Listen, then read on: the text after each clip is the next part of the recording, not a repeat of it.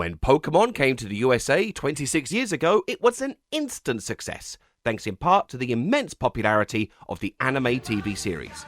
So with the adaptation of the Pokemon anime, what did America do right and what did they do wrong? I don't need to explain Pokemon to you. You already know what Pokemon are. You wouldn't have clicked this video if you didn't know what Pokemon were. But the reason you know Pokemon is probably down to how America changed it. The franchise started in Japan by Satoshi Tajiri and Game Freak with the Game Boy games in 1996, and then the anime, made by OLM, launching the following year. And to be clear, this video is focusing on the anime, not so much the games, but obviously you couldn't have the show without the games, so Nintendo of America saw the obvious potential for pocket monsters to come to the West, and as they began their work on the games, the rights of the anime were scooped up by licensing company 4Kids. This was definitely a gamble. The games had not tested well with American kids, and, well, the Pokemon were cute, but they weren't, cool. American kids liked action heroes like the Ninja Turtles, X-Men, Batman, Street Sharks, biker mice from Mars, big muscles, lots of attitude, cool. There were attempts by Nintendo of America to redesign the Pokemon to be cooler, including Pikachu. As expected, when I first showed Pokemon over there, people said, too cute. At that time, there was a character idea that the American staff came up with, and it was an illustration that I would never be able to show to anyone for the rest of my life. But if it was Pikachu, it would be something like Cats by Shiki Theatre Company. She's shaped like a tabby cat, but she's changed into a character with big breasts. When I said, "What? What's Pikachu about this?" they were like, "No, this is where the tail is sticking up." Let me take a Pikachu! But because by that point the anime was already being made, the designs had to stay as is, which is why I think this advert exists. Where can you catch all 150 Pokemon? On your Game Boy, that's where. Yeah, Pokemon isn't edgy, at all, but you gotta make this cute thing look cool to the kids of the 90s, so into the car crusher with you. Nothing captures the spirit of Pokemon more than a killer bus driver.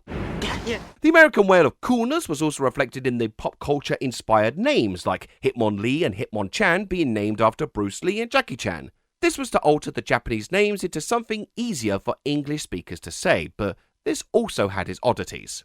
For example, take Mr. Mime. Mr. Mime. Which according to Bulbapedia, the name may be derived from the abbreviation of Mr. and Mime.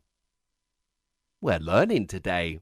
So these weird little guys use mime to make invisible barriers, so Mr. Mime makes sense. But since in subsequent versions of the games you could get female Mr. Mimes, Japanese developers weren't always happy with these changes.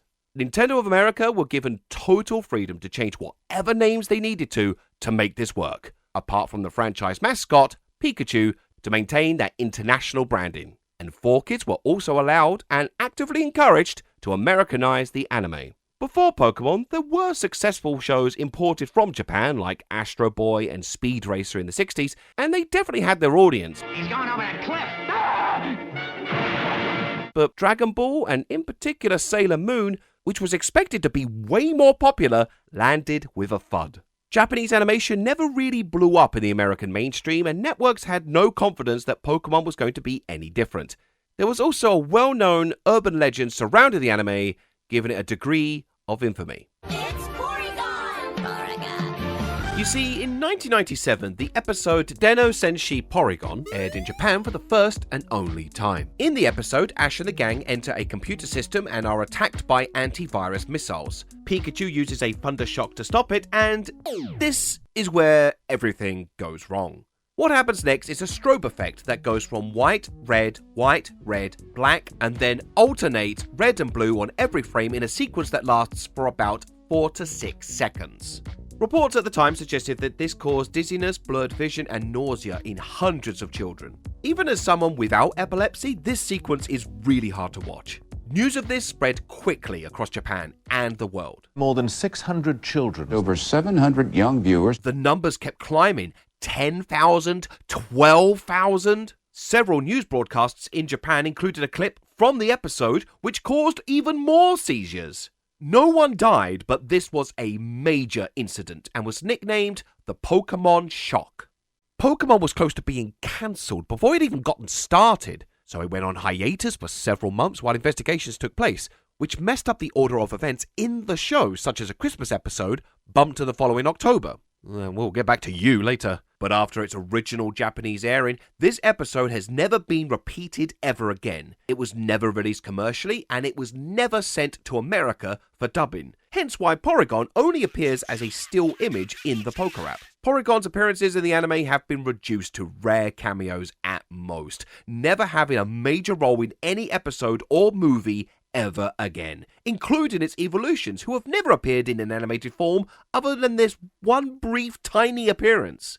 The PORYGON has taken the fall, most likely to avoid reminding anyone of this controversy. Which is unfair, since it was Pikachu that caused the explosion, not PORYGON. He's not above the law just because he's famous. Get your hand off my penis! The official Pokemon Twitter even joked PORYGON did nothing wrong before they deleted it. But was this episode really that impactful? Sure, the episode was watched by about 5 million people, but did it really affect 12,000 of them? Almost every Japanese child knows Pocket Monsters and its star, Pakucho. Animation producers were pretty stumped by all this because this wasn't the first time an anime has used this kind of strobe.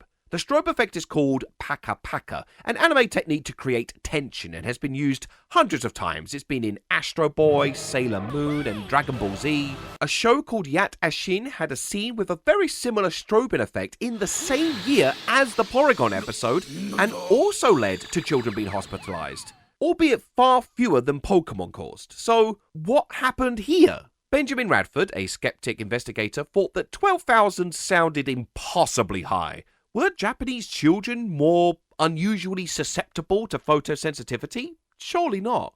About 1 in 100 people have epilepsy, and only 3% of those individuals have photosensitive epilepsy. Where did all these other kids come from? In 2001, Radford shared the results of his own investigation. While he confirmed around 600 cases that genuinely did have headaches, convulsions, and breathing problems caused by the show, he theorizes that the rest was caused by mass hysteria. Now, mass hysteria sounds like people panicking in the streets, but what it actually means is people started to get symptoms after being told what the symptoms were. It's like if I were to tell you, I have a headache, and you might go, I'm starting to get a headache too. It's like that, but on a much larger scale. The more cases were discussed in school playgrounds and on the news, the more cases emerged well after the show had aired. This doesn't mean that people were making it up or it was all imaginary. The symptoms were real, but it wasn't caused by the show. It was caused by other people's symptoms. But despite all this, including Japanese broadcasters agreeing to new guidelines regarding flashing images, the damage was done. 4Kids did a lot of work to remove any kind of flashing images, but even during the build-up to the show's American premiere, it was being called the Convulsion Cartoon. It led to parodies in The Simpsons and South Park, but as far as president of 4Kids Productions Norman Grossfeld was concerned, any publicity is good publicity. But we thought, okay, you know what, this could be disastrous, or it could just be, the story is, look how popular this is, that this had this event. So we thought any kind of publicity like that was good news. So it already had a notorious reputation upon its arrival. When 4Kids took the Pokemon anime to American networks, no one was interested. So 4Kids offered the show for free in exchange for advertising revenue. With the swaying power of Nintendo of America, Pokemon was finally on US TV on September 7th, 1998. But parked into a really bad time slot outside the primetime block, something that a lot of anime was relegated to at the time. But then something strange happened. Kids were waking up early to watch this show. Soon, Pokemon outside of the primetime slot were beating shows in the primetime slot.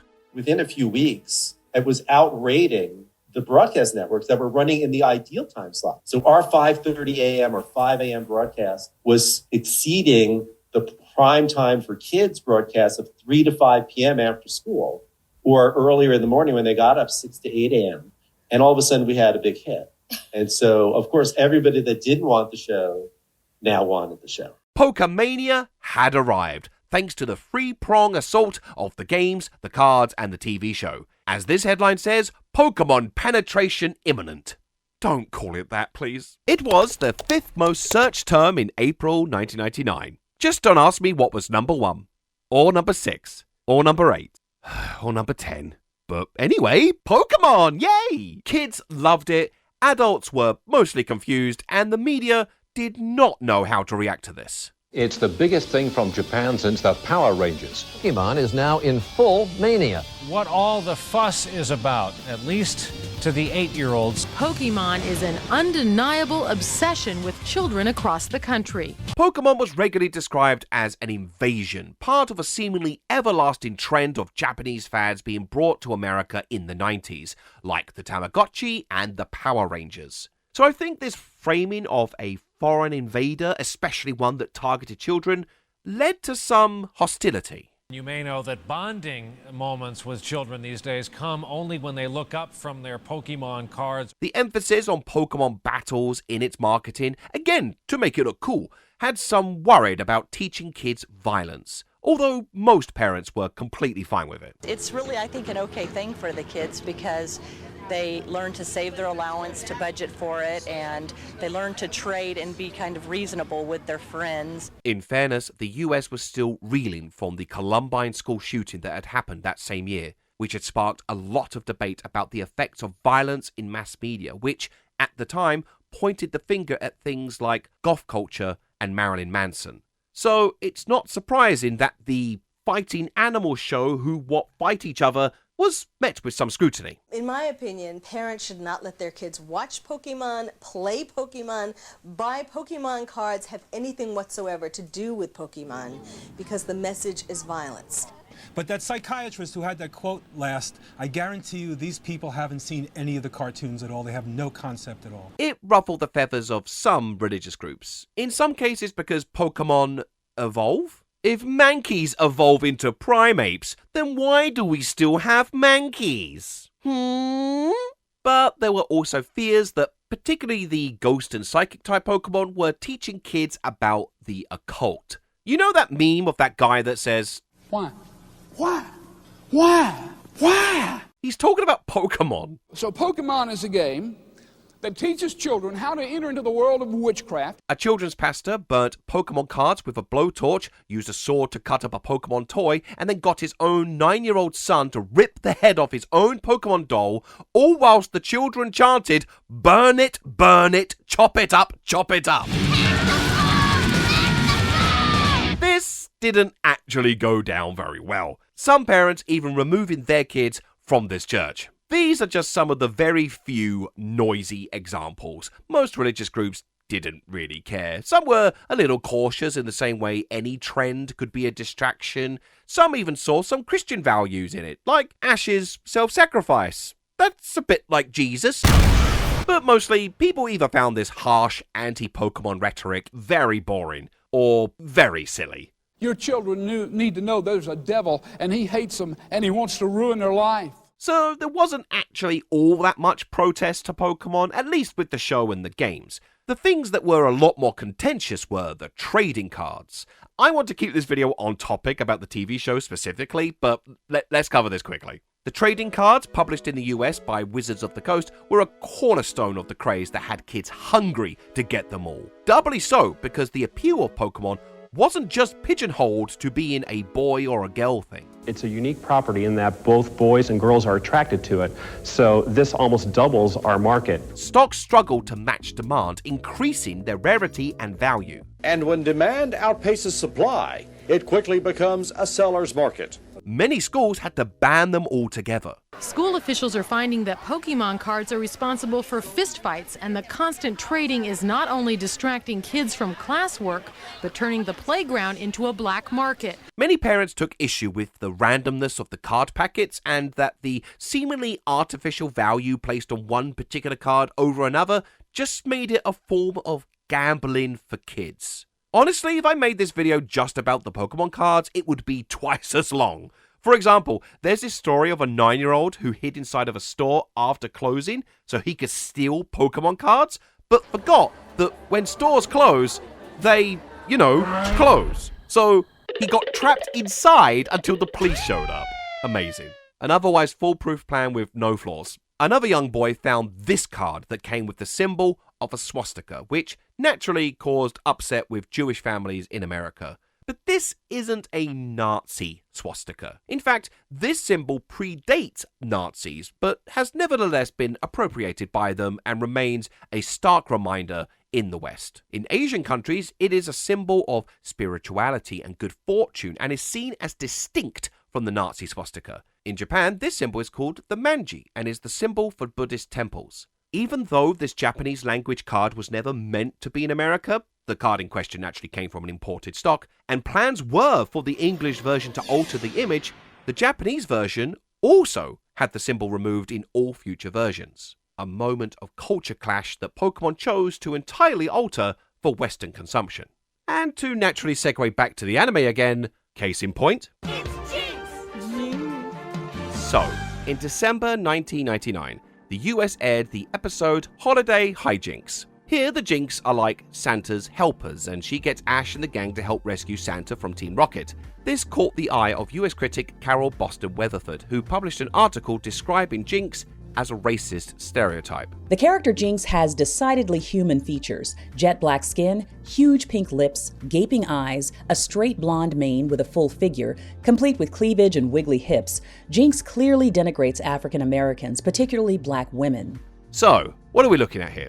Blackface and minstrel shows where white actors will wear blackface paint and perform as comical racial stereotypes of African Americans were massively popular in America in the 1800s, and whilst that declined through the 1900s, it influenced a lot of early Disney, like Mickey's white gloves. Following World War II, Japan took a lot of influences from places to inform the modern anime style, like early Disney, and in turn, a lot of the blackface elements too. According to this Bulba Garden column by Zan Hutchian, post-war Japan took many cues from American media, and blackface was among them. As often happens when cultural concepts cross oceans, the original context had been lost. Japanese blackface, one could argue, doesn't carry the connotations that made the Western version so vile. And yet, at the same time, it does! At least to us. It's likely to make the average Western onlooker rather uncomfortable because of the genre's history. A history that will be largely unknown to a Japanese onlooker. As is the case with Mr. Popo from Dragon Ball. Whilst Western adaptations have made alterations, in the case of Jinx, following this backlash, the episode was pulled and has never been syndicated again. In other countries, the episode was re-released much later, but now with Jinx's skin recolored purple. Eventually the games would follow suit, so because of the repercussions of this episode, Jinx is officially purple. It is possible Jinx was actually meant to be based on something else. Her outfit and hair resemble an opera singer, such as Brunhilde. Some speculate she's based off a Ganguro girl, a fashion trend in Japan involving bright hair and tan skin, but the timings of when this became popular don't really line up with when Jinx was designed. She may be more appropriately based on Japanese folklore like Yama-uba or Yoki-onna, a witch-like snow or mountain spirit, and in fairness, there are other spirit Pokemon given a black color. On the other hand, it could be based on Black Pete, a folklore character from the Netherlands, Luxembourg and Belgium, who works as a servant to St. Nicholas, hence the episode's Christmas connection, and has its own fair share of blackface backlash. Whatever the true reason behind her design is, really, the finger of blame should point to Nintendo of America, who should have spotted the potential problem with Jinx way sooner. And it's not like 4Kids don't make judgment calls on other episodes. Like an episode with a gun held up to Ash and the gang was sent over to the US, but the network refused it. So outside of Japan, this episode only exists in the Pokerup. And 4Kids made plenty of changes, not just for censorship, but to make Pokemon as palatable to American kids as a jelly-filled donut. These donuts are great! Jelly-filled are my favorite! Nothing beats a jelly-filled donut.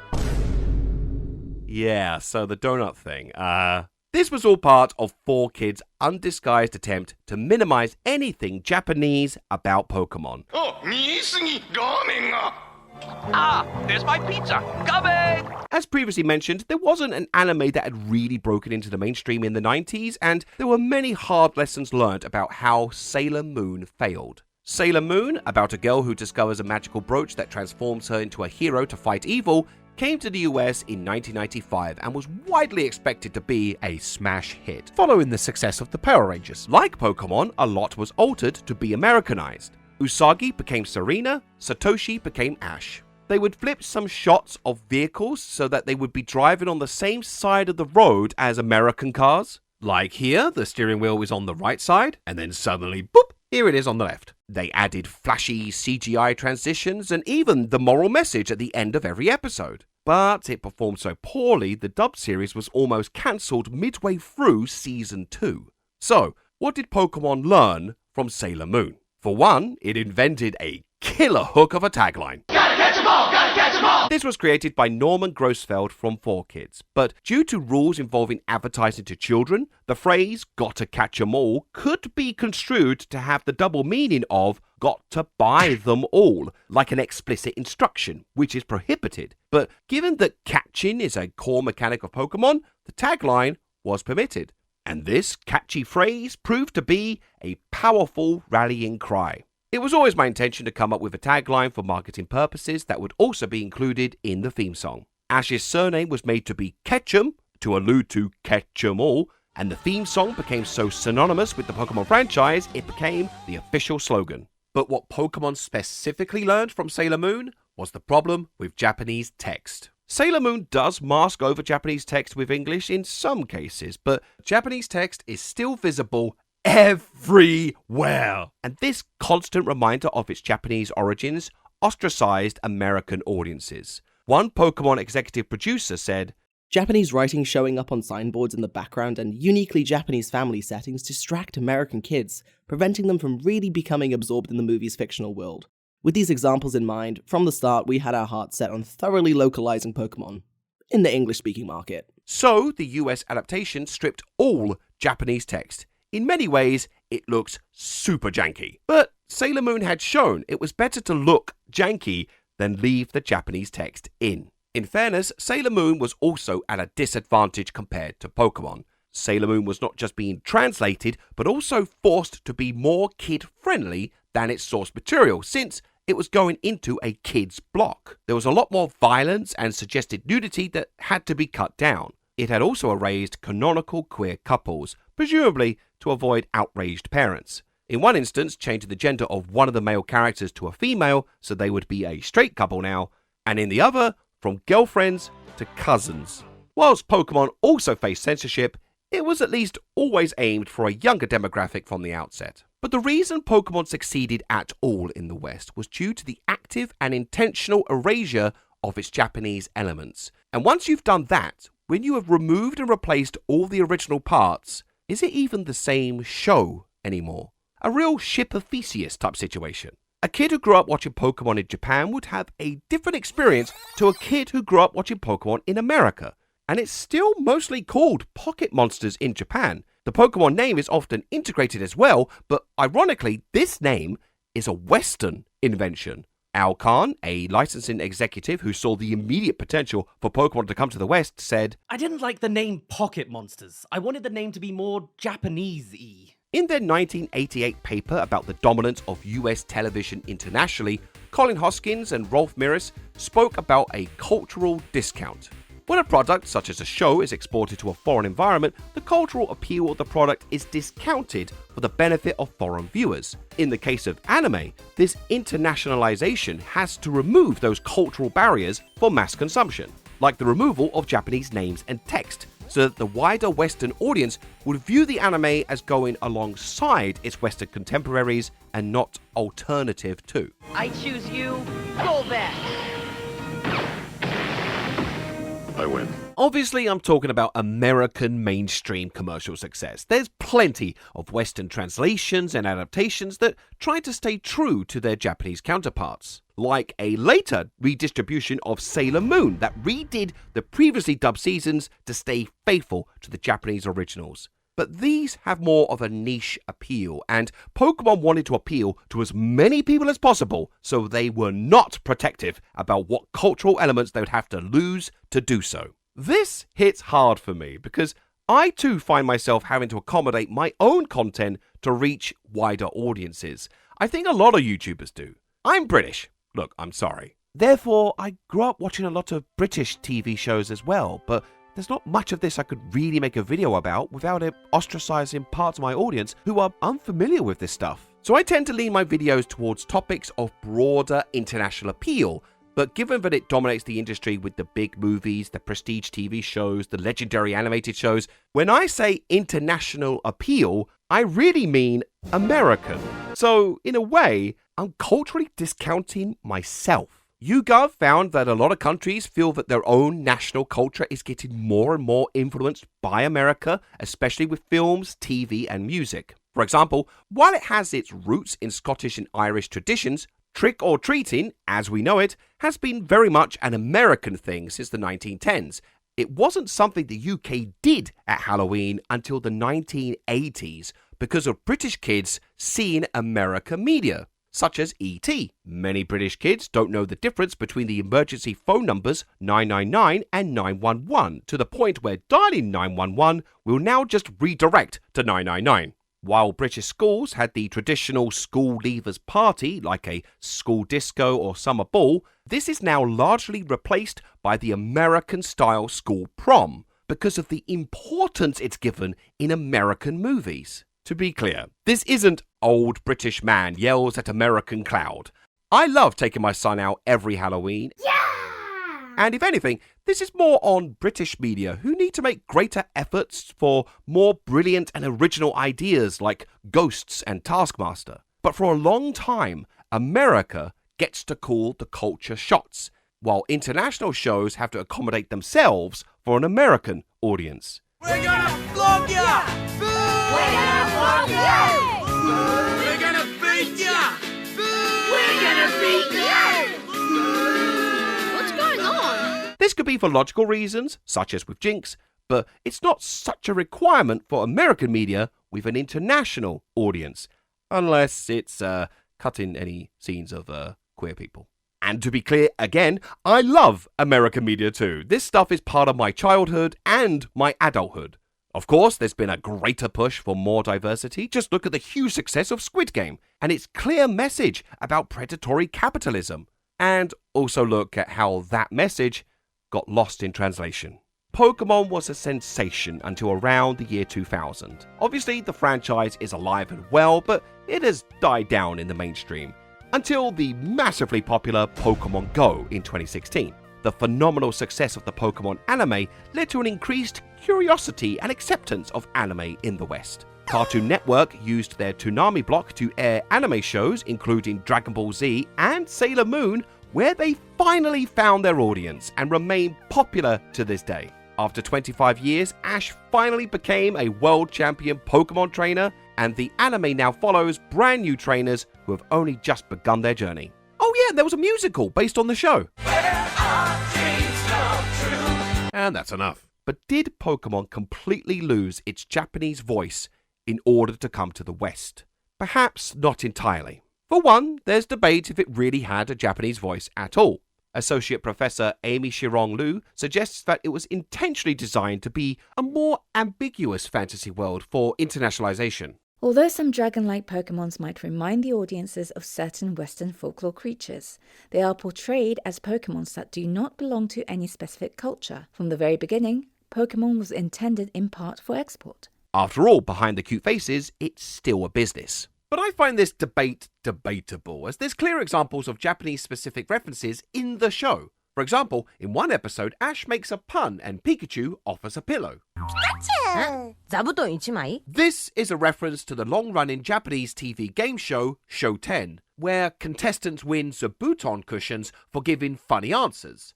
It's a pop culture reference that doesn't make sense to anyone outside of Japan, and the English version, faced with something untranslatable, had to go in a odd direction instead. Hey, wait! I thought you said pacing, not passing. Oh! Gotcha! Huh? I said padding. I said pacing! How can Pokemon be always planned for export with readily disposable Japanese elements when its Japanese origins are baked into its very DNA? So maybe despite the cuts and changes, Pokemon kept its Japanese voice in other ways. In November 1999, New York Times journalist Stephanie Strom said, "The cartoon is steeped in traditional Japanese values: responsibility, empathy, cooperation, obedience, respect for elders, humility, that go far beyond its obvious references to things Japanese. It may sound like the makers of Pokemon cribbed those themes from Sesame Street, but there is something notably Japanese in the emphasis on team building and lending a helping hand, values that are admired but not always handsomely rewarded in American society and culture." All of my Pokemon are my friends. We all work together like a family. So, maybe there's more we can learn from each other. You teach me, and I'll teach you. Pokemon. Gotta catch 'em all.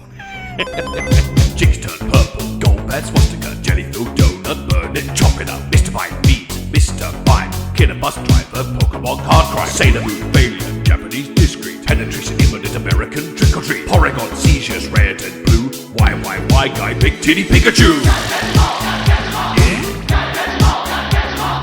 Learning from each other can be a powerful tool. For example, I learned a ton in Lindsay Ellis's phenomenal video on John Lennon and Yoko Ono and the complicated truth behind how the Beatles really broke up and how Yoko's name was dragged through the mud as a result. Fascinating stuff, a firm recommendation from me, and there's only one place you can watch it. So if knowledge is power, I can't think of a more powerful website than Nebula, a creator-made video streaming platform that I am proud to be part of. They're the sponsor of this video, and they've just had their biggest update ever. The homepage has been updated with categories to discover more creators and videos, including a dedicated Nebula news section. There's also a massive slate of brand new Nebula originals on the way. These are original shows and films made by the creators themselves, with Nebula providing investment and creative freedom unlike anywhere I've seen before. I'm personally really looking forward to Let's Table This, a sketch comedy series from Derek Comedy's DC Pearson, because we need more sketch comedy shows. This is huge, and it's the perfect time to join up to.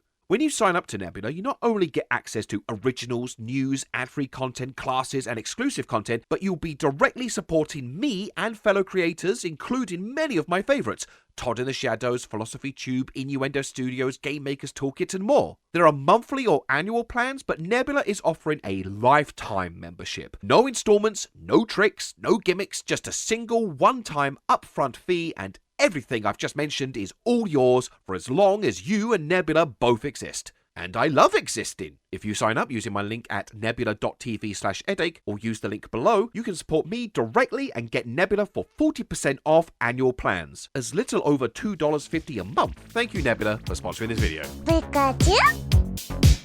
Special thanks to all my patrons, including Beamer Tectonic, Nathan Chowinati, Vinifect Jason, and Mel J from Steffel, Bubbles, Kiwi Conductor, Louis Wild, Mappy Smith, also Drifter Star, Wuhan, Uses Jack Mo, Alcasemi, Davey Chunkers, Pappy the Opie, Clem Wangsley, Glenn Sugden, Setsune Wave, and also Teletoon, Joel Jennings, Rusty Robot. Support me on Patreon like Brett Halford. And that's everyone. Goodbye.